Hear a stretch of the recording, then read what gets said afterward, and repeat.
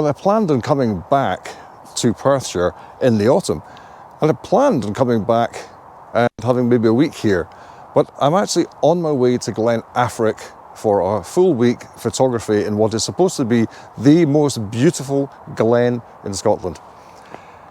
It better live up to its reputation, because I've come up through Fife, I've come into Perthshire, and the scenery, the autumn foliage is outstanding. It's absolutely beautiful. And if I drive out of this and find it's past or it's just not any good, I'm going to be so upset. But I'm at a point just now, I'm going to do a little bit of handheld, see my best composition, then use the tripod.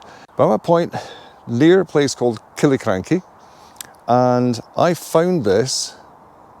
No, I didn't find this. My parents found this with me sitting in the back seat of a car when I was about 14-year-old. So we're talking 40 plus years since I first came here. I've been back a handful of times since, but rarely have I been back in the autumn to see it like it is just now. And it's quite beautiful. The only downside is I've only got a few hours here. I'm staying overnight at Blair Athol, and I'm away again in the morning. It's grey clouds, cloudy sky just now, pretty flat cloud, and then tomorrow it's supposed to be torrential rain. So I've got to get my pictures now. So catch you soon. Okay. That looks quite nice.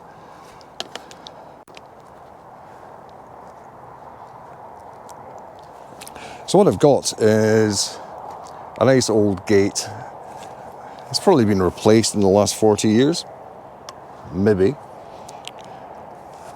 I want to get a little bit of height on this, so I'll actually take this to its maximum on its 3 legs. To get its maximum height, you extend the middle section. But I don't really like doing that. It makes it a bit unstable. So let's have a look. That's not too bad. So I'm looking at framing with this tree here and getting the branches in the top of the frame, dangling down inside. And then this tree over here is the other half of the frame. And I've got the gate just below me. If the gate was open and into the scene, it would be far better composition-wise, because that's allowing the viewer to move into the scene. So I might be cheeky and have a look and see if it opens. But I have a funny feeling it's going to open that way and not that way, which is the way I need it.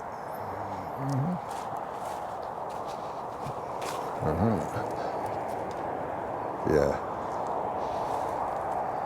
So it does actually open. So that's wired shut. There's no way that's opening, not a chance. It's fallen off its hinges a long time ago and it's been wired up. And the last time I went through a fence, or gate should I say, that would come off its hinges, I ended up crushing Duke because I didn't realise it had come off its hinges. And it ended up on top of him and me on top of the gate, and the camera up here somewhere. It actually got mud on it on its first day out. I wasn't very happy. Back to the picture. So get my horizontal, make sure horizontal's just right. Does it fit the frame though? That's okay. Right. Even from there, you can probably see this is flashing to say that I'm overexposed in the sky. I'm trying to decide whether to put a filter on or whether just to go for the dynamic range on this, because there's not really a lot in there. I've changed the settings slightly. There's only a little bit of burnout. It makes the scene quite dark. I'll probably take a couple of images. Yep, I'll take a couple of images. Hold on a second. You may remember when I talked in the past about the auto release, I talk about a plunger. Well, that's what this is. I always call that a plunger because it plunges into the camera. Boom. And that's what this one does. It doesn't take an electric or electronic attachment. It's a screw fitting on the top. and then you go click. So that's the first one. So I've got my sky. That looks, it's grey and miserable, but it's exposed correctly. So what I want to do now is now expose for the trees, and it makes the background, the sky, quite burnt out, but hopefully the foreground is a lot better. And I hope everything is in focus. I actually have my my reading glasses. Well, I've got to get everything changed. So that's it there. I can zoom in. That looks okay there. What's the gate like? Gate looks okay, I suppose. I don't think I go any closer. That's really a long way in, so that's not bad at all. The background, the distance, you can see the road. That looks okay. I think with a bit of jiggly-pokery in the computer, I could probably get a couple of nice images with that. Yeah. So I'm just going to take another couple. Okay. I do really like to see through it. So everything in the background is in focus, apparently. So very soft. Okay. So I'm just going to do another, but I'm going to take my hand in this one to show that I'm taking another couple of pictures. That's one. Adjust the exposure control by a bit of stop. And that's two.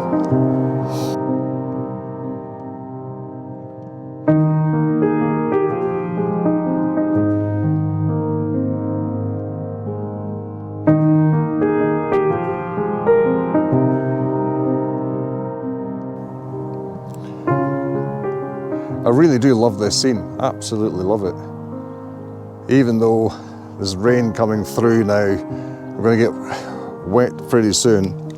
I want to head off in a few minutes to the Queen's View.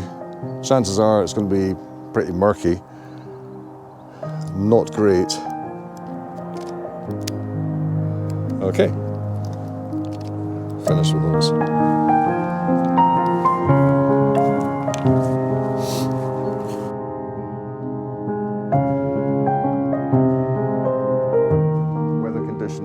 And different landscapes, because in the autumn this is going to change completely and be beautiful fall colours, and I'll definitely be back to do that. There'll be probably a copy of this vlog later on in the year as I get those lovely autumnal colours in the bag. Right, put that to me. Yeah. Okay, so I promised I'd come back here in the autumn, and I have done. And the colours are exactly as I said they would be. Trees out in the background are nice and yellow, yellow at the front, bits of green, some dark green from the trees that just don't change colour at all. And to top off, Schiehallien's got lovely, lovely clouds just shrouding around it. The water is gleaming, it's very calm, and the light's just bouncing off it, which is just fantastic. So the task now is to get a good photograph out of it.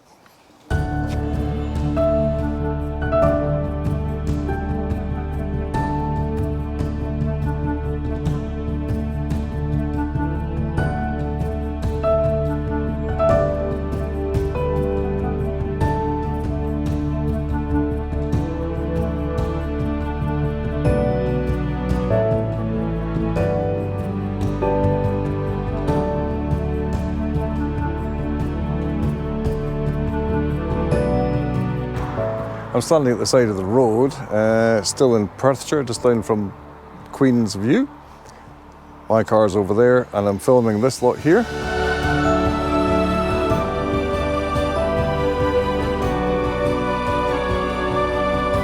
So far I'm doing a portrait image because trees are tall, and just trying to get a little edge. And I saw this from driving past, glanced over here, And the light in there, it's not as good as it was a few minutes ago, or about 10 minutes ago, but it's lovely. The bracken has gone brown with just touches of green in there, and then the trees above are just going a little bit yellow. So some of them are very yellow over here, others are quite green and maybe just starting to just turn colour there. But overall, the palette is lovely. It really is nice. I'll try a landscape image and see how that comes out, but the chances are the vertical is much better.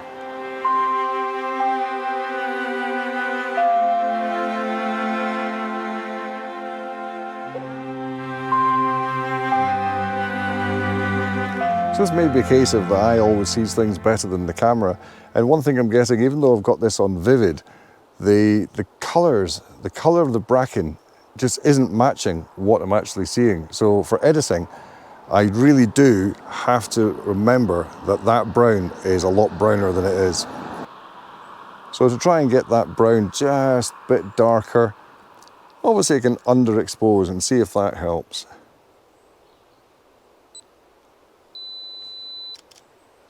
See what that looks like. And yeah, now it's looking a bit darker and as it should be, but I don't want to lose too much of that lovely light in the leaves. And what I'm seeing is not what I'm getting on camera, so I'm going to try and concentrate on what I'm actually looking at. So I've recomposed, and what I'm doing is I'm looking at the scene with my eyes and looking at what my brain is concentrating on. So your vision is very wide, but you tend to look at a narrow depth of field, that's not right, narrow field of vision. And there's a science in that, which I'm not going to go into just now.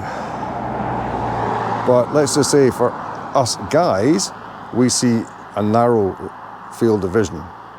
Women have a wider field of vision, more peripheral vision, but we see things close up.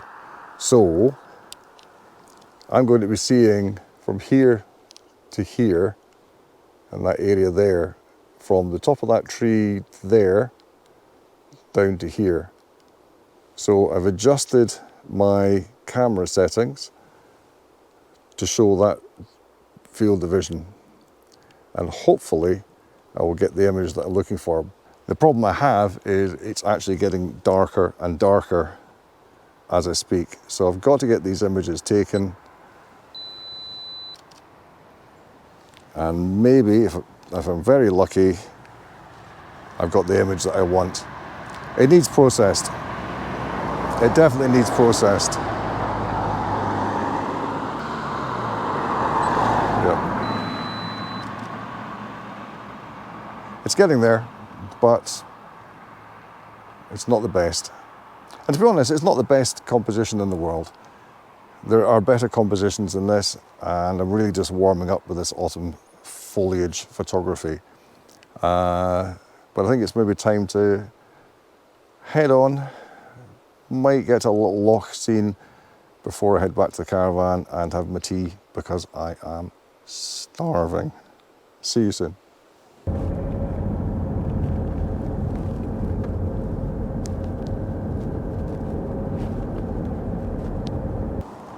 So I'm taking a classic shot here. I could really do with my ND filters. I should have brought them with me. So again, I'm going to be bracketing like mad. Just do a quick 1, 2. Yep. Have a look and see if that was enough of a bracketing, because I don't think I'm getting it right. So just do that. Have a little check and see. Too bright in the sky. So what I'm going to do is bring the sky down a lot, bracket again. Now I've got 6 images to bracket with, and that should come out a lot better. Yeah, I've got sky in there now. So I'm just going to switch this back to single shot and take a picture of my hand. And that cancels that series of bracketed exposures. And it is stunning down there. Have a look.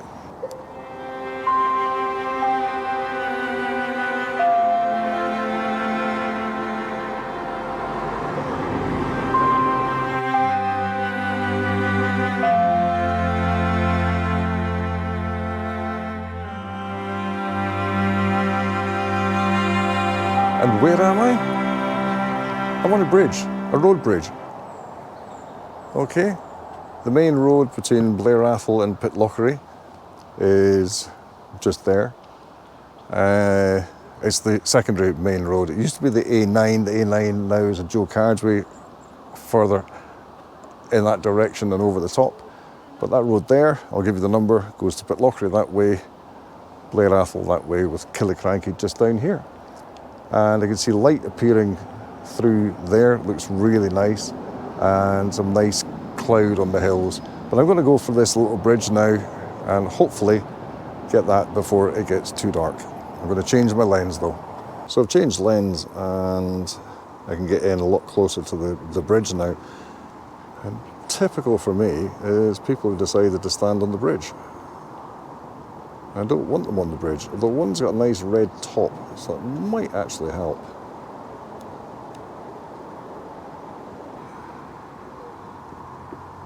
Put the bridge to the bottom of the screen, and the people are moving away. The people are moving away, that's fantastic. Couldn't ask for better. Now, I'm actually kind of lying because I put not about the people, I'm putting the camera off level. It's not level at all. And the reason being is the bridge is at a slight angle to me. So I want to have it as horizontal to the frame as possible. Well, everything looks like it's in focus. Take the picture. Check the picture. That looks okay. I'm going to zoom out a little bit.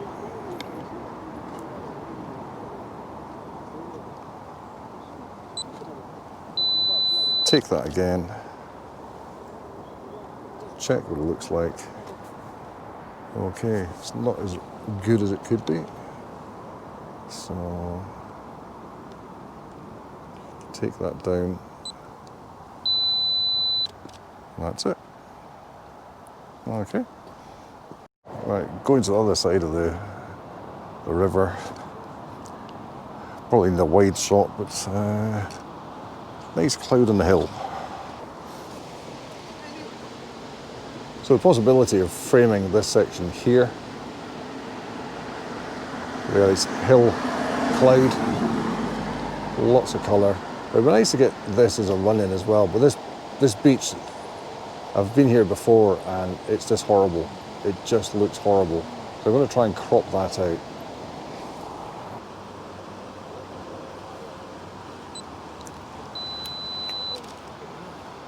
So I really do want filters, but never mind. So I'm just going to turn this round like that, so that the river's smack bang in the middle, and we've got the cloud behind. Everything's fairly well exposed. Just check the focus on this. It's a bit iffy. Okay. Again, because of the lightness in the sky and the darkness of the day, I'm going to bracket this. So I'll take a single with my fingers in the way, put it back to bracket, get a medium area, a medium on that, slightly overexposed, a medium there just now. Take the pictures, wait for them to process, and then have a look. Yep, I should get something out of that, as long as they're in focus. And I can check my focus because I've got my glasses with me, so I can check it for a change.